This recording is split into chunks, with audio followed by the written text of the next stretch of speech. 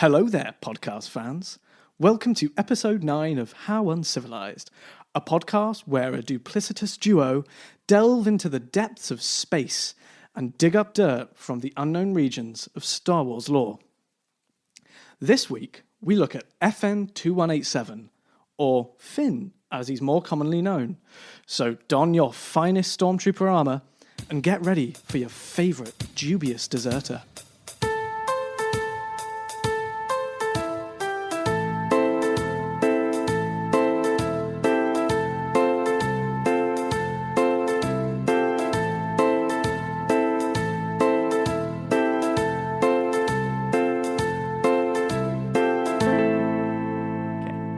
Three, two, one. Cool. Close enough. That'll do. It'll get in there somehow. Hello and welcome to the next episode of How Uncivilized, a podcast in the midst of space. This episode is episode 9 and 10 as we do the recordings together. And this episode is on the fabulous... Charlie, take it away. The fabulous Finn, or the fabulous FN 2187. Oh. The lovely, lovely John Boyega, who was such a big hit in the seventh film, and then became essentially an extended extra by the 9th film. Yeah, wasn't he great? Wasn't he just a fabulous character? Absolutely brilliant. Anyway, what were you going to say? Sorry. I was going to ask, how are you, Spencer? Like, although it won't have been long for the listeners, it's been a while since I've seen you or heard from you. How are things? Well, things have been okay, mate. You know, I've just been relishing the chance to be outside. Absolutely. Taking in my stride each day as a key worker. Oh, yes. Essential work you're doing every day. Oh, exactly. Not as key as NHS workers. You know, we don't get an applause on a Wednesday evening, or Thursday evening, whenever it is. Yeah, we do okay. You know, replenishing the shelves for hungry hippos. Exactly, essential work indeed. What about yourself, Charlie? How's life in solitude? It's fine. Can't complain. I, unlike you, do not have an essential job, so I've just been making the most of my time, doing podcasting things, you know, keeping that Twitter feed active, you know, all the important stuff. Wow, indeed, it's got to be done. Someone's got to do it. But yeah, so hello everyone. Welcome to the next episode. This one's on Finn, and we've got a few questions today. So I think it's about 4, isn't it, Charlie? Just on Finn. It's 4 or 5 questions split into our usual 4 parts. Yeah, and it's actually, I believe, Charlie, it's the last of the 50-odd questions, isn't it? It's the last few which we can group in terms of a character. There are a few odd ones left over which we might do something with, give them their own episodes of like miscellaneous questions. Yeah. The odds and sods. Yes. But yeah, this one's on Finn, and then after we've done the questions, we're going to be testing each other on how much we've remembered over the course of the last, what I assume would be 9 episodes. Yes. At that point, for our 10th episode, a testing quiz. Which, you know, Indeed. If you've got a pen and paper handy, feel free to take part yourself. You know, you can join in. Remember, the points don't matter. You don't win anything. Heck, you don't even have to be listening to this podcast right now, but we appreciate your custom. Absolutely, yes. So anyway, let's just kick it off, get straight into it with Finn's history. So I'll just go through the questions that I have here that I'm going to be answering. So the first one is, if Finn works sanitation on Starkiller Base, how did he end up on Jakku as part of Captain Phasma's command? Which Pretty is interesting. An interesting question. And the second one is, when Finn wakes up from his coma, how much is he going to freak out knowing that Rey is off training to be a Jedi? Fair question. And Charlie, your questions, what have you got for us there? My first question was, is Finn a Jedi? And this was split into 2 further questions. So it was, how did Finn know how to fight with a lightsaber? And could Finn be a Jedi too? So those were those two questions, which I've grouped into all about Finn possibly being a Jedi. And then the last question is all about shipping. And what I mean by that is, who should we ship? Who are we supposed to ship in this new trilogy? Is it Rey and Finn, Rey and Poe, Finn and Poe, or Poe and BB-8? And the answer is obviously Poe and BB-8. There is no other acceptable answer. Yes, they are the favourite couple, I'd say, in the new trilogy. Yeah, Definitely. They are the Han and Leia of the sequel trilogy. Do you know they even have a theme?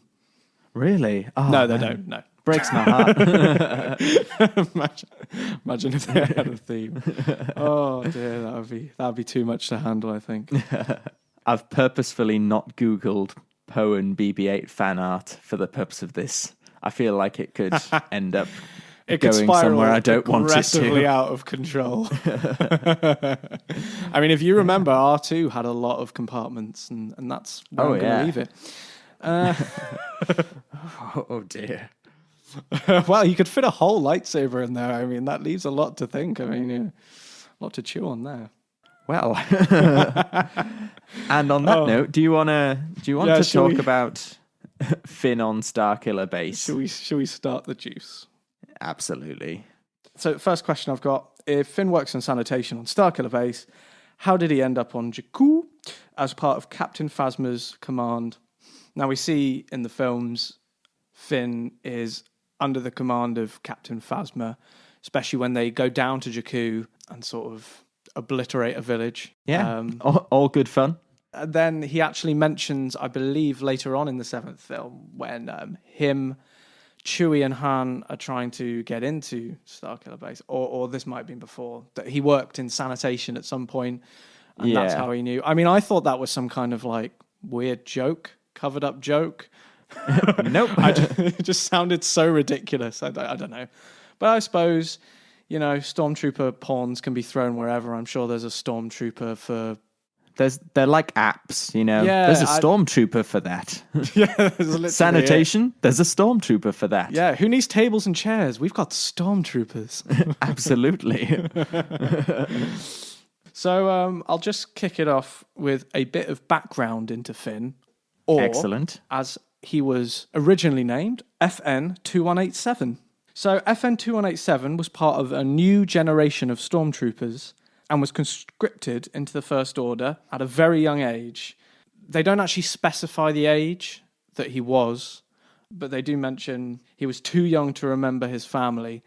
So that to me says it's got to be like age 5 or under, maybe even less, very, very young. He was nicknamed 8-7, and he originally trained with Batch 8, then joined... Makes it sound like a bakery.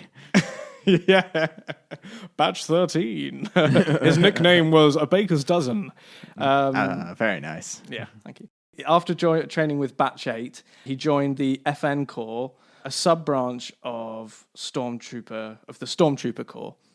Suppose you could compare it to going from, I don't know, sixth form to university. Was there like a little graduation ceremony with, mortarboards, which they threw? Yeah, I imagine there were, but I did not, surprisingly enough, find the information on that one. It's a wasted opportunity. That's the comic we really want to see, is Finn's graduation ceremony. The FN Corps being a sub-branch of the Stormtrooper Corps, that's obviously like him going into the sort of like the real world, the big time. But you're probably wondering, what's Batch 8? Well, Batch 8 is a grouping of Stormtrooper cadets.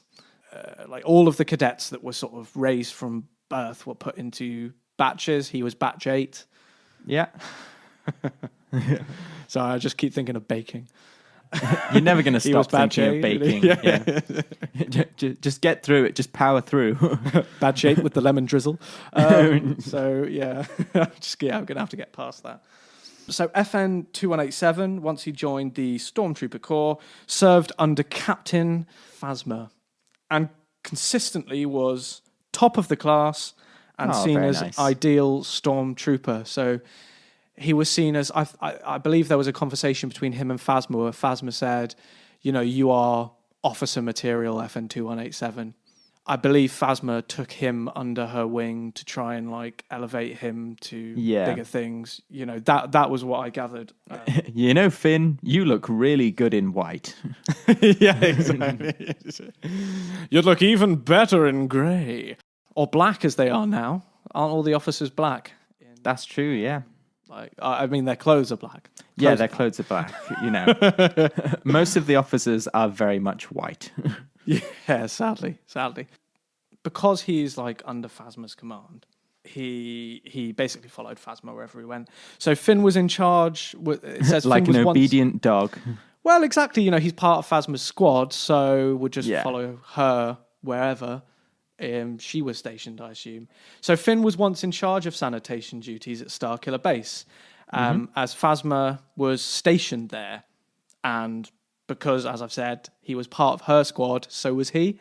So he would be stationed there with Phasma and all the other people in his squad, depending on where Phasma was put. And I assume where Phasma was put was determined by Kylo Ren, and where Kylo Ren was put was determined by Snoke, and where Snoke was put was Palpatine. It was Palpatine. Yeah, it was determined by Palpatine. Yeah, it was all Palpatine. Gotta get one in there. Yeah. I thought I'd get there first this time. Oh, very nice. Slip it in early. So yeah, anyway, so he was on sanitation duties, and at one point he and another stormtrooper were cleaning the base, and Kylo Ren and Phasma walked on by. You're gonna love this story, Charlie. I can't wait. So obviously, you know, they're walking by, and Finn, as he's having a bit of a clean with his mop and bucket, decides to salute them with the mop. Yeah, nice one, Finn. Yeah, so when I read that, I was just imagining how that would go down. How do you salute someone with a mop? It's so long and big and I don't floppy. know. How did he use like the wet bit of the mop to put to his head, or did he have it like in his hand so that the mop like went like all the way over his head? I don't know. I think what he did was he like held the mop from lower down and then pulled it up so then the mop was on his head. Okay. Like kind of slapped himself in the face with a wet fish, as it were. Classic. That's timing. our Finn. That's Finn. He's definitely the comedic character. Absolutely, yes. You can just imagine the hilarious scenario. You know, he's there trying to impress the leader, and then also the Kylo Ren, this super powerful being. You know, he's there, he's waiting for them. He sees them in the corridor. He's ready. He's waiting. They walk past. He raises his hand to his head. Oh, but the mop's still there, and it hits himself like a wet in the fish. face. Yes, and then the Seinfeld theme plays. You know, it's what a tragedy. Do you know what is missing, mate? And I see all these like parodies of like Star Wars as a sitcom. But I'll be honest, mate, I would love a Star Wars sitcom. Oh yeah, it'd be great. I'd watch that. Yeah, I really would, mate. Like a Stormtrooper sitcom, mate. That would just be hilarious. So yeah, after Mopgate, Finn had to clear out an infestation in the tunnel because of basically saluting with a mop. In so doing, he actually saved Phasma by flame throwing what they call tunnel bats, which I assume are just bats because all bats live in tunnels. So to call them tunnel bats, I don't know, is like calling a sheep a field sheep. Yeah. You know, or a pig what do they live in? A muddy hole pig. No, that sounds weird.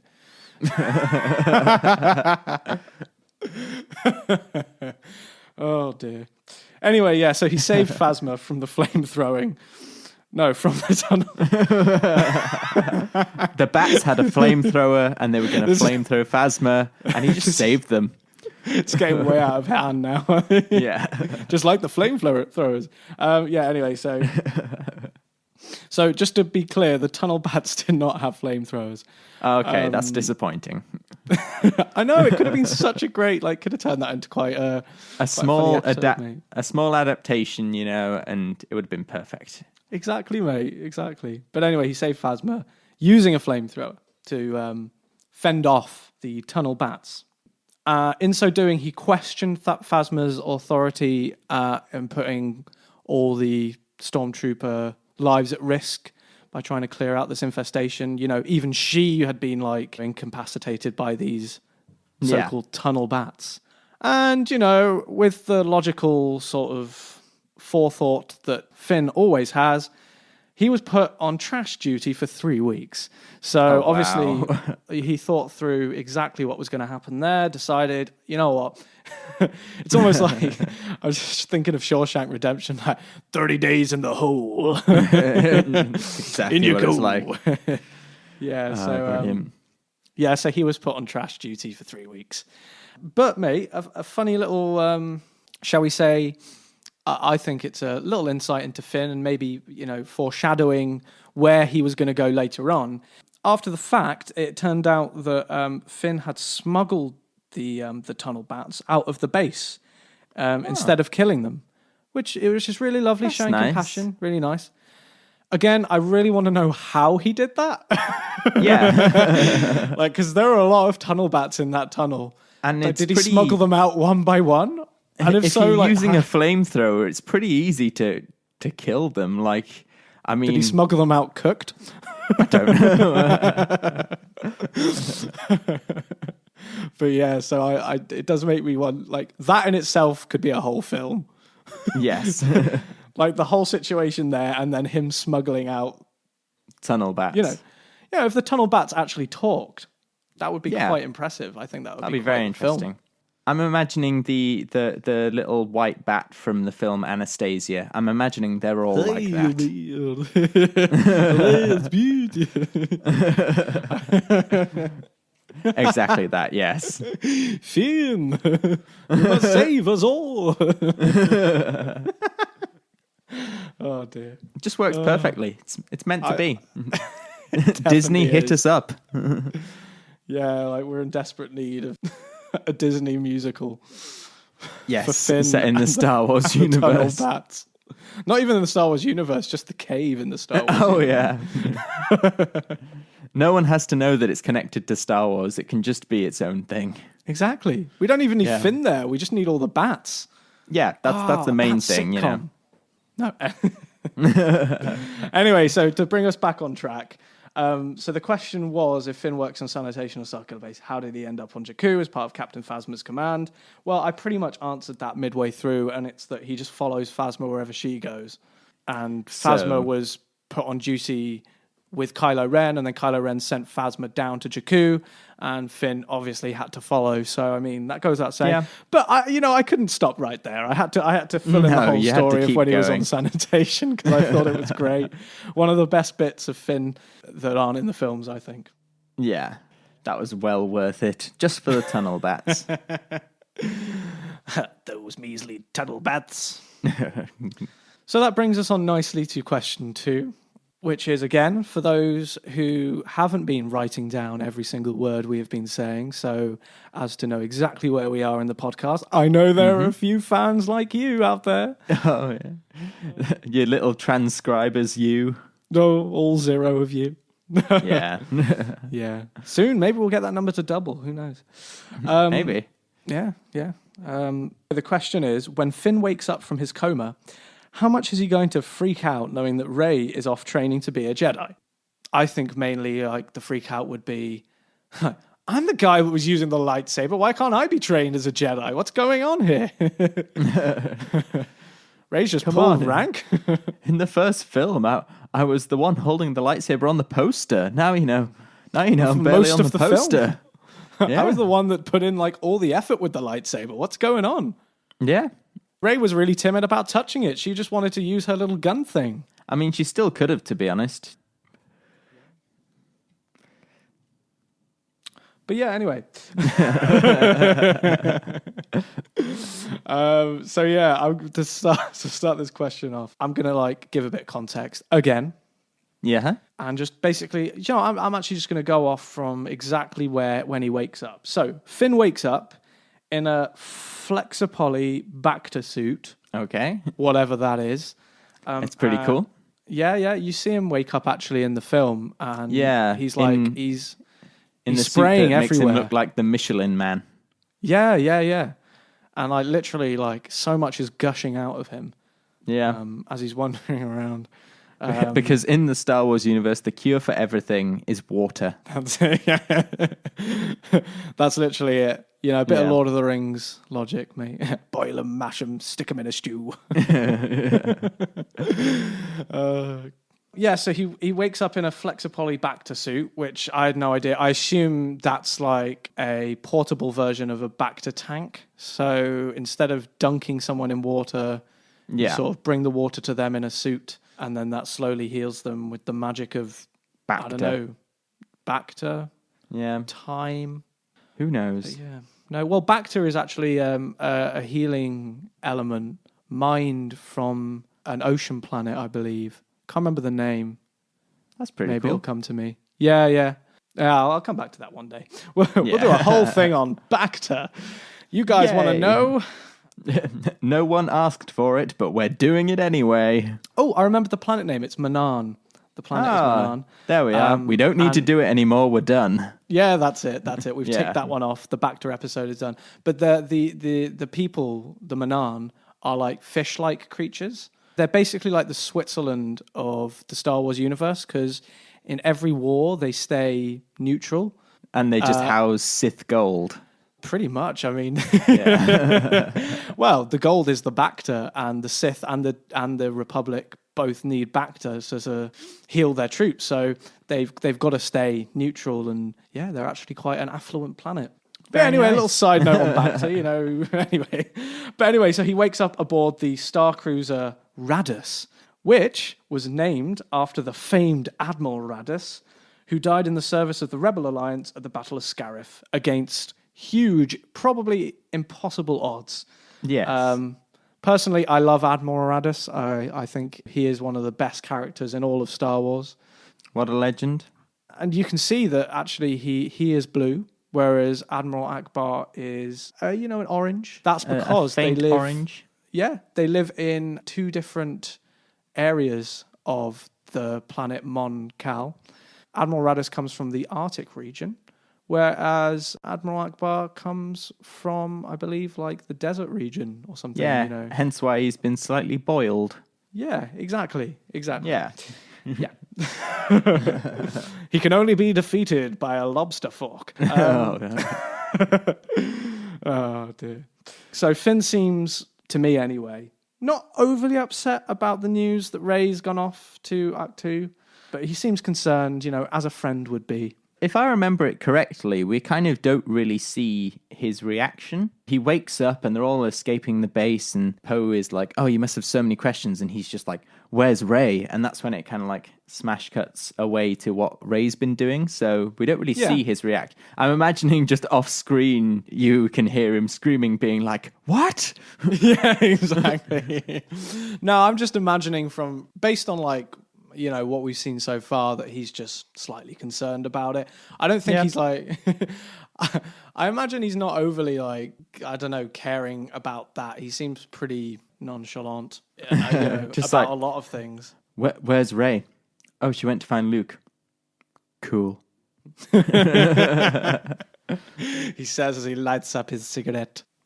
So basically there's not much to be said about it. But interestingly enough, as soon as he's told about Rey, and yes, we don't see the reaction, but the moment we see him next, he immediately, decides to bail on the Resistance as he's obviously not taking the Rey news well. Yeah.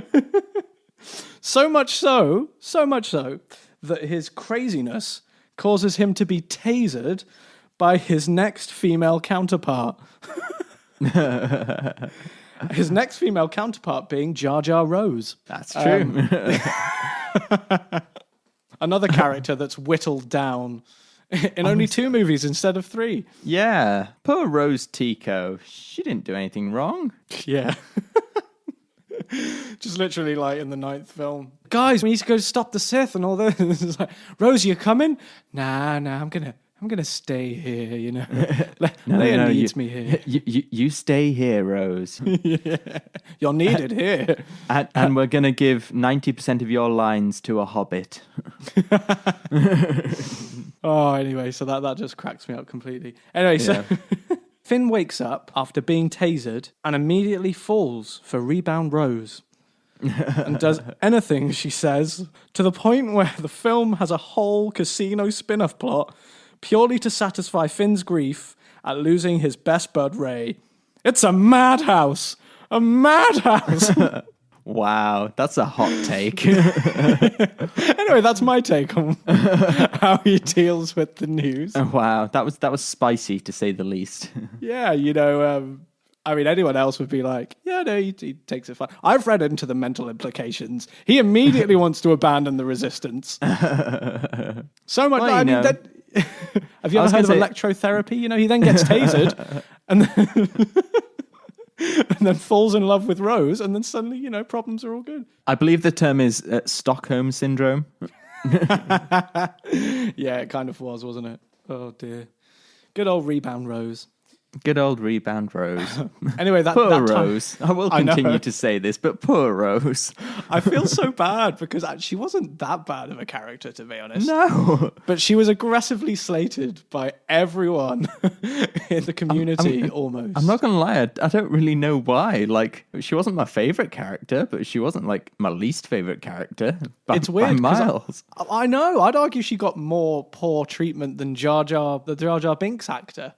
Yeah. I mean, he did get a lot of poor treatment. I mean, an aggressive amount. But at least like this kind of become a resurgence of popularity in his character, what with the Darth Jar Jar fit theories. Yeah, exactly. Well, hopefully he'll come back as it was me behind Palpy.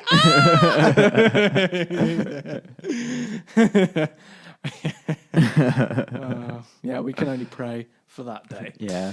Anyway, so that's my segment over and done with, and I'm sure everyone who's listening is probably at the point of quite intense happiness at the news that I am now done. What do you mean, Spencer? I mean, just because I'm the more popular broadcaster, but I wouldn't let that get you down at all, I'd argue you're definitely more, shall we say, credible.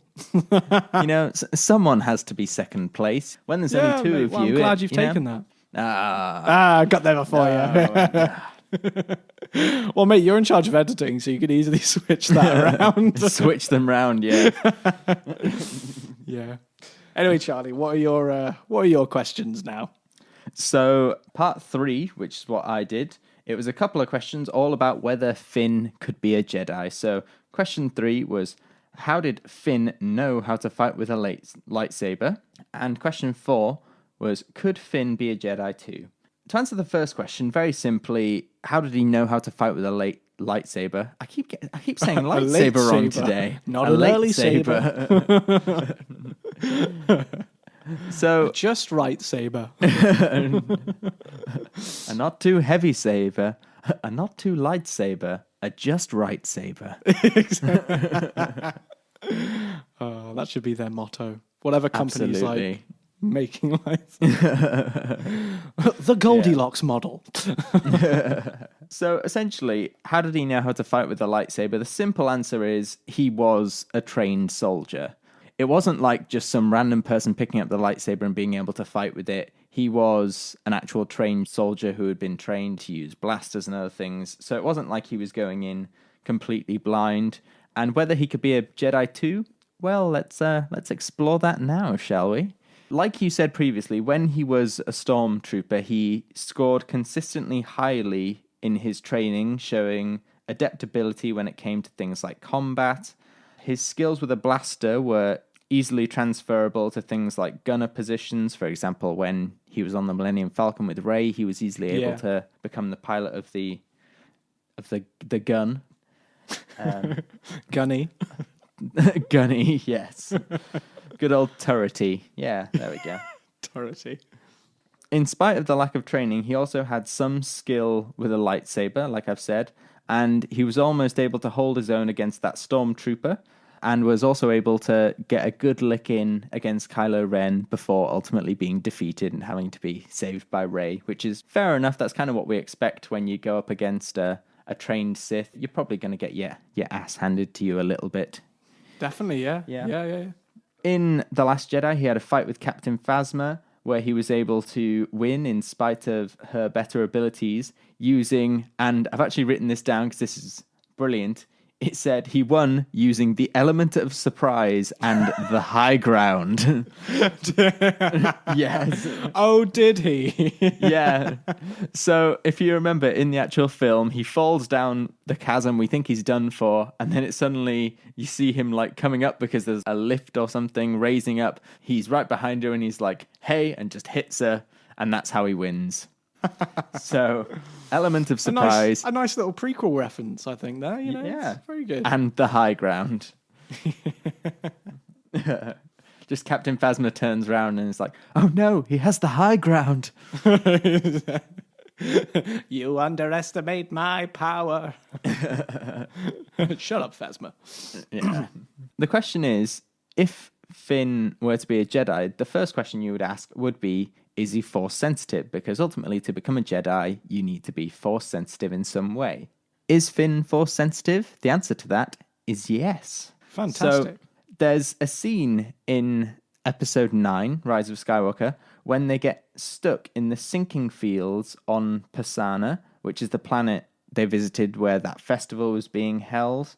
And in that scene, as they're going under the sand, as it were, Finn shouts to Rey, I need to tell you something.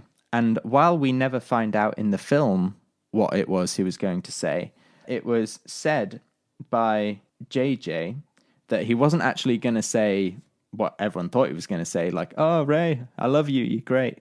He was actually going to tell her that he's Force sensitive, which is, it's pretty interesting. Oh, and wow. Yeah, the thing with this is like, I don't really understand why he waited until his dying moments to say that. Like, it's not really... It's not a big thing. A big secret, no. Well, it's the only way to make him relevant, I suppose. Yeah, I guess. But also, like, just have him be Force sensitive in the film. That's something we want to see. Yeah, they did kind of come in a bit too late with everything, like Rey's lightsaber and Finn's Force sensitivity. Put that in at the start, make it interesting. Have like a Rey and Finn lesson. Yeah, it would have been really cool to see him at least trying to be Force sensitive or trying to use a lightsaber. I would have enjoyed watching that. Just give Finn Luke's lightsaber, which we know exists. Yes, we know it's still there. He could have had that one. Yeah. Because of his Force sensitivity, we can then attribute his natural abilities in terms of being good with a blaster, good with a lightsaber, his natural agility. Those can all be attributed to him being Force sensitive. Or alternatively, they could all just be from his stormtrooper training. To kind of sum up, he can wield a lightsaber because he's trained in combat. He could possibly be a Jedi if he's Force sensitive. But what I was thinking was, if there was going to be some kind of continuation after Episode 9, I would really want it to be about Finn training to be a Jedi. I've said this before in a previous episode that I don't really want to see anything beyond Episode 9, but if there was something, that would be my suggestion of Finn training to become a Jedi. He was easily the most interesting yet underused character in the new trilogy. I'd definitely say it'd be really cool to see a Finn-off. Oh, very nice. Thank you. A Finn spin-off. I definitely think that would be really cool. I mean, but the thing is, if you did have a Finn spin-off, surely you'd have to have Rey in there as well. Yes. If it was to explore his Force sensitivity, given Rey would be the only sort of master around. The idea of Finn having his spin-off where he's trained to be a Jedi and also going around essentially freeing stormtroopers like he himself was freed, that would be really interesting to me. And then training all the stormtroopers, and then he could be the savior of the Force, and then he could create what Luke never did. Yeah, absolutely. Yeah, excellent. Yeah, let's tie up some really aggressive loose ends. Thank you. Copyright Charlie Feasby 2020. It's interesting for me how the ending of Episode 9, everything's just at the same place it was in Episode 6. Yeah. How much progress have we made in rebuilding anything? No, not a single bit. No progress has been made. No. And that's kind of something I wanted to see from the sequel trilogy, was something in terms of progress instead of it being just, we're just back to how things were. Yeah, no, which, exactly. I mean, I enjoyed them. I did enjoy them. I enjoyed them. I do enjoy them, but they're definitely, There's some especially gaps 7 there. and 9, they are rehashes of the original trilogy. And the thing is, I like the original trilogy. It's just I've already seen the original trilogy. That's it, yeah. Luckily, we have those on DVD now. So Yes. if I want to see them again, I can just access them. But yeah. Anyway, sorry. Yeah, you go on, Charlie. You go on. That was me pretty much done with could Finn be a Jedi? Yes. He just needs to be trained because he is force sensitive. But with that, I'm going to move on to part 4, which is the last of the Finn questions for now. And this part, like I said earlier, is all about shipping. So who are we supposed to ship? Is it Rey and Finn, Rey and Poe, Finn and Poe, Poe and BB-8? The answer obviously being Poe and BB-8. But what I've kind of learned from this, because I wrote this question in 2015 after watching The Force Awakens, what I've learned since is don't ship anyone. Like, turns out the people we should have been shipping all along was Rey and Kylo, and I didn't want that. Don't get me wrong, I loved their connection, but them kissing was my least favorite part of the whole film. That was so bad. I loved everything up until that point about their relationship, but they never built up to any romance. So the kiss just came from nowhere. Yeah, and also you can... I was trying to work out if Palpatine was essentially Anakin's dad, like what degree of cousins would they be, and would that be weird? Yeah, how does that work? Yeah, I don't know. I don't want to think about that. To go into this a bit more, I thought I'd go into details about the reasons behind each pairs I chose to ship. So, firstly, I was going to talk about the hints why Rey and Finn were going to get together. So, Finn is very protective of Rey and vice versa. Rey cried when Finn got hurt in episode 7, which, sad, cares about him. Very clearly. sad. Their initial meeting was quite charged. Like when he says, "Oh, I'm with the Resistance," she's like, "Oh, you're with the Resistance," and there's clearly like a spark there of excitement. Yeah. It's like, "Oh, this guy's exciting." How elusive. The other thing was in episode 9, as I've said before, when he's going into the sinking fields, he says, "Oh, I need to tell you something," and I don't care what JJ says. He was gonna say that he loved her. Like that's like, yeah, it's got it. It's the way the scene is played. It's what you would say in that situation. He was gonna say that he loves her. Like Exactly. we know. Yeah, You can't dig yourself out of that hole, JJ. yeah. Like them stuck in that pit. You're not gonna dig yourself out of that. It just makes it even more confusing than this whole weird love triangle thing that's going on. Yeah, Because, I mean, obviously, who we really want to ship at the end of the day is Finn and Kylo Ren. absolutely. Yes. I mean, I'm not being funny, but he remembered FN 2187 There like was clearly that. a connection there. Just instantaneously. So obviously, he had seen him in the Stormtrooper showers and just thought, wow, what a bod. Oh, Stormtrooper showers. Very nice. Finally, the main bit of evidence is that Finn spent the entirety of episode 9 just shouting Rey's name. So clearly on his mind. Isn't there like a whole edited video of him just going, Rey, Rey, A Rey? supercut. Yeah. Yeah. I think I've seen that. I don't know where. I watched The Force Awakens again recently, and there was a moment where they fight Kylo Ren. Rey gets flung against the tree, and Finn's like, Rey! And I was like, that's foreshadowing for episode 9. It hath begun. Those are all the reasons why those two should be together, which I kind of think, again, I firmly believe now that I shouldn't ship anyone. But also, if you were going to, that would almost be the most obvious couple to go for.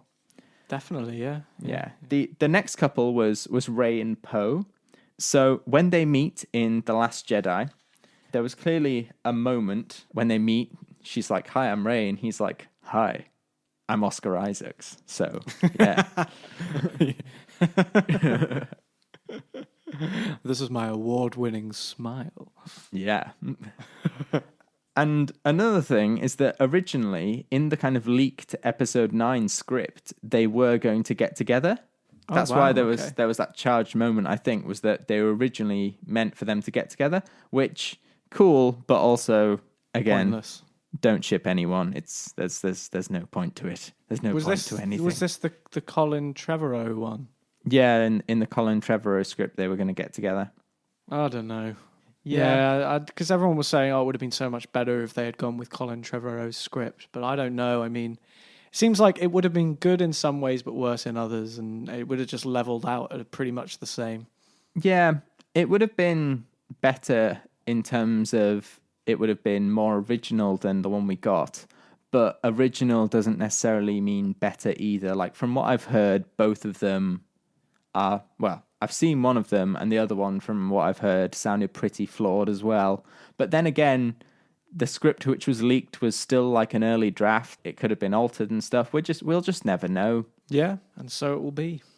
Next, we have Finn and Poe, and this would be the freshest take. Like, we've never seen a same-sex couple in Star Wars, and in terms of diversity, this would be really cool to see.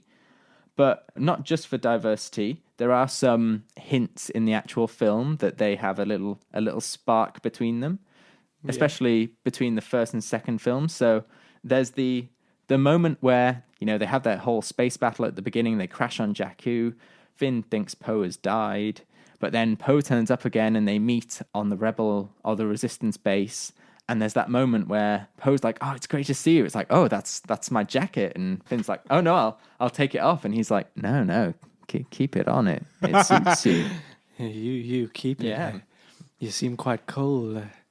Hopefully it'll keep you warm. Absolutely. And also there's just loads of natural chemistry between them. It's like, I enjoy watching them on screen more than any other couple, apart from Poe and BB-8, who we'll get to in a second, but they easily have the best on-screen chemistry. And also, the actor, Oscar Isaacs, he's a big Finn and Poe shipper. So I feel like we should let him have his wish. Yeah, definitely. I think that would have been the most interesting couple to have shipped, really.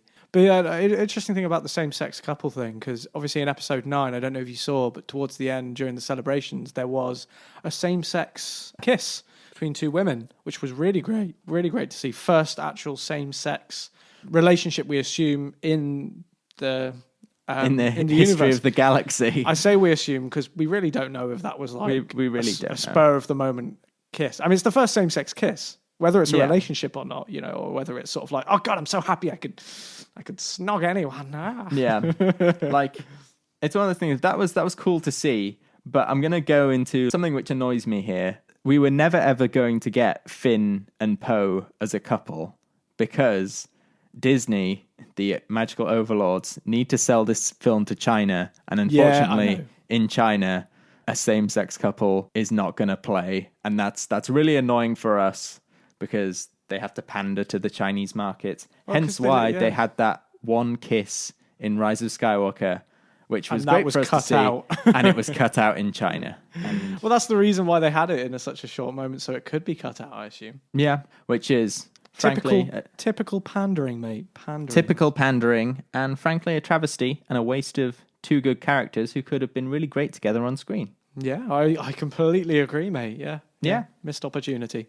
Finally, the last couple, which is the true couple of who we should ship, even though we shouldn't ship anyone. It's Poe and BB-8, and I've just written, it's obvious and there's no more to say about that. So that's the end of that.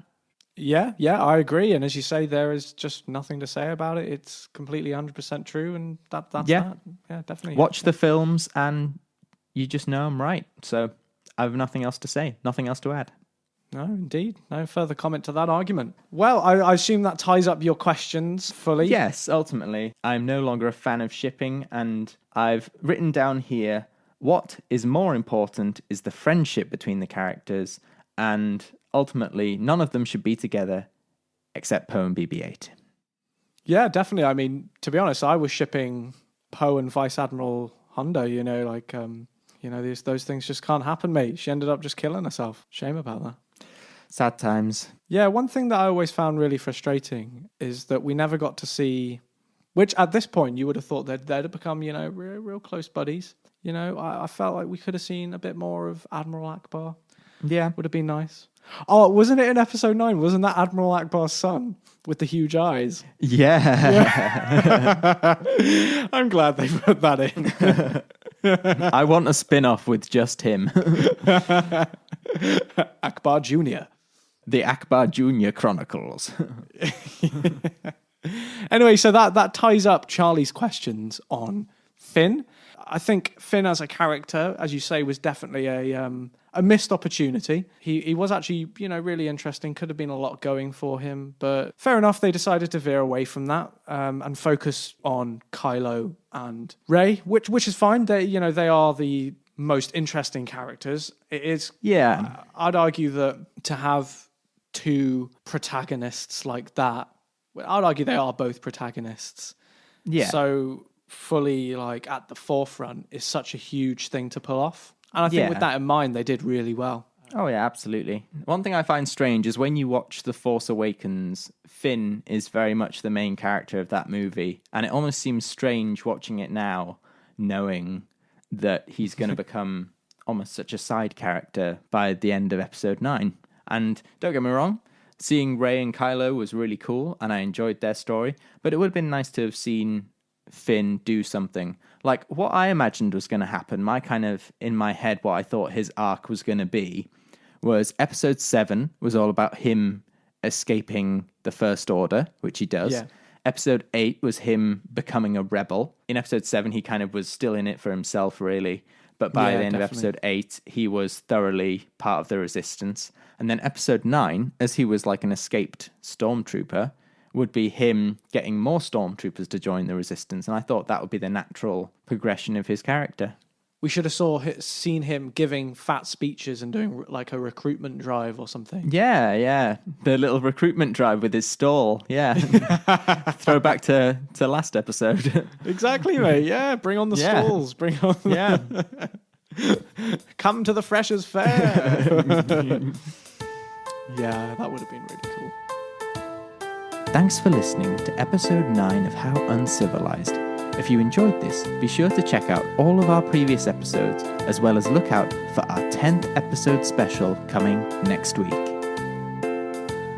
You can find us on Spotify, Apple Podcasts, Facebook, Twitter, YouTube, SoundCloud, and Reddit. How Uncivilized was created, produced, and edited by Charlie Feasby and Spencer